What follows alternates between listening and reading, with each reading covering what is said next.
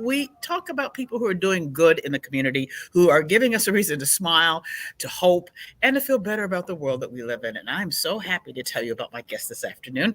We have Casey Brown. She is the Assistant Executive Director for Shelter from the Storm, and that is an animal rescue organization that also has a veterinary clinic. Casey, welcome to Lunch with Carole. I'm so happy to see you. Hi, Carole. Thank you so much for having me. I'm really excited to be here. I really like what you do and the mission, because I think one of the things that I saw something that you sent me at one point, and you said one of the important things is, as we rescue animals, we have to think about all of the animals, not just the puppies and the kittens and the young ones. And why is that important to Shelter from the Storm? Absolutely. Well, so Shelter from the Storm is an all-breed dog and cat rescue, and we, as you mentioned, do have our own vet clinic, WCVC, in Madison. And one of the reasons that we are able to take on cases that maybe other rescue organizations or other humane organizations can't is because we have that access to the veterinary care that's so readily available. So, there are always puppies and kittens.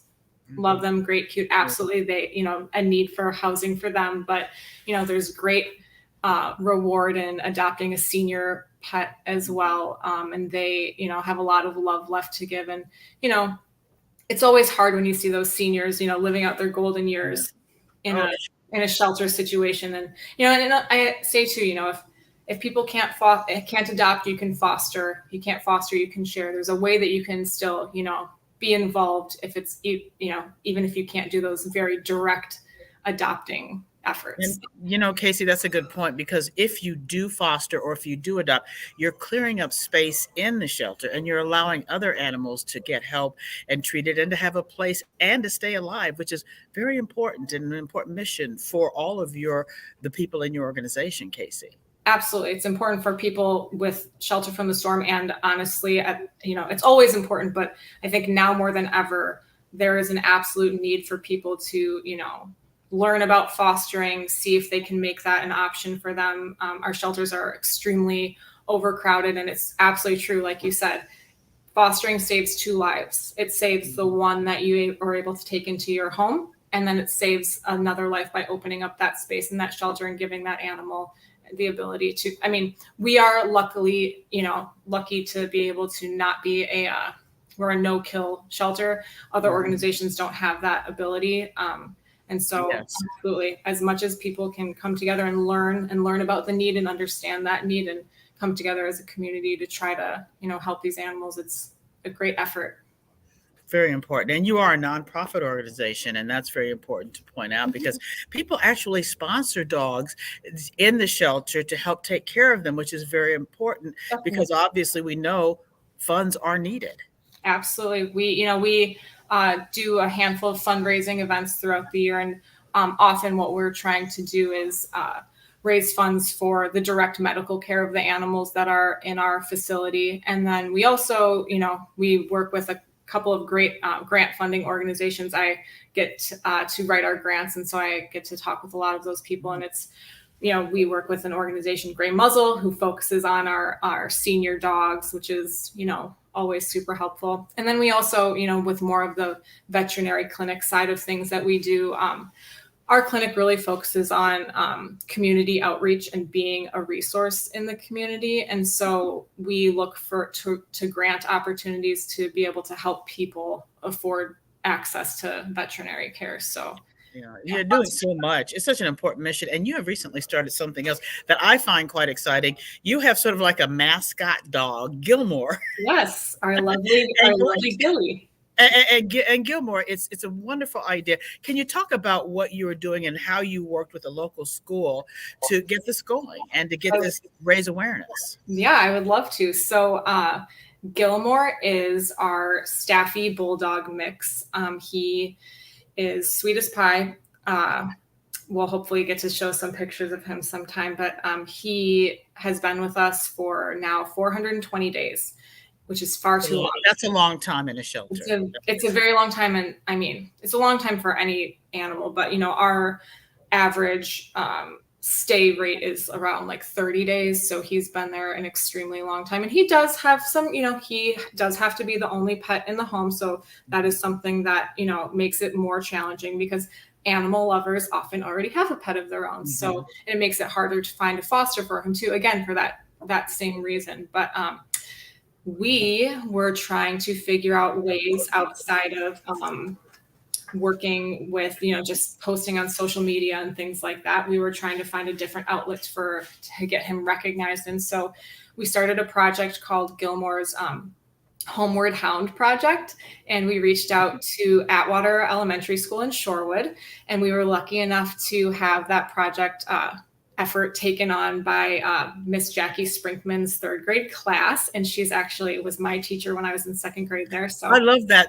How it's the circle of life. That is so wonderful. Absolutely. She's doing me a solid. And it was really, I couldn't have picked a more perfect person to want to take this on. She's so enthusiastic, as were her students. And so what they did is create a lot of artwork and wrote little stories and things just to kind of talk about Gilmore from their point of view. They've not gotten to meet him yet, so we're still working on doing kind of a virtual meeting for him to say thank you. But their efforts are super huge, and it just, for Gilmore, it will make all the difference in the world to have another outlet and a way for people to get to know him, and hopefully his people that are out there will, recognize and see him through these efforts. But also, I just think it's a really great way for community organizations to come together and to let students experience success, see how they can make positive, huge, impactful changes if they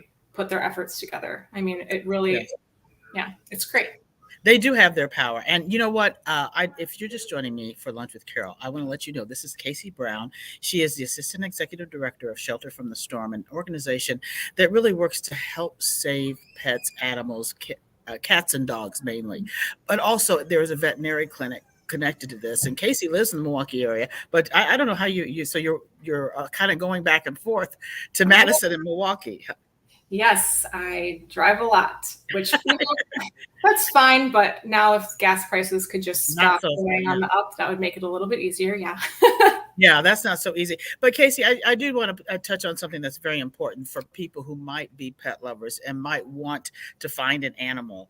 Have them think about, don't just think about the animals that are babies, because so many of these animals have been in homes. You don't know the history of Gilmore that we were talking about. Right. But some of these animals are already well trained, and they just need love and attention that they're used to getting.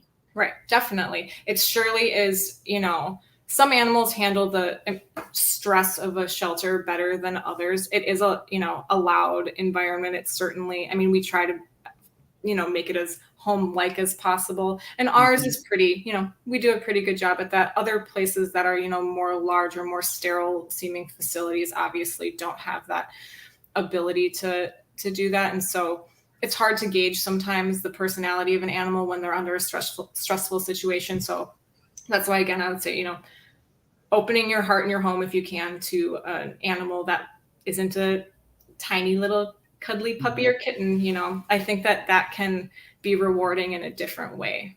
Yes, and I think it's something we have to remember, and I'm glad you're teaching young kids that as well. And it's a humanity thought that applies to all of us. And Casey, now I know that you have passionate about your job and you love your job. Can you tell me what's the most rewarding thing though about being able to work with some of these animals? I happen to have seen Gilmore, and he has such soulful eyes, and he's so happy. You can tell he just needs the right home. And it makes you think, oh, we have to do better with our pets and our animals that are in shelters. Mm-hmm. Absolutely. I love my job, and I know I have found my place. So I'm grateful for that every day. And my job is unique where I get to, I get to work with the people, and I also get to work with, homeless pets. So I get, the experience on both ends of that. I would say one of the most rewarding parts of our job at Shelter from the Storm is to see those success stories when we check in with an adopter afterwards and we have an animal that was maybe harder to place. We take on a lot of cases from people that agree to surrender their retired puppy mill dogs to us.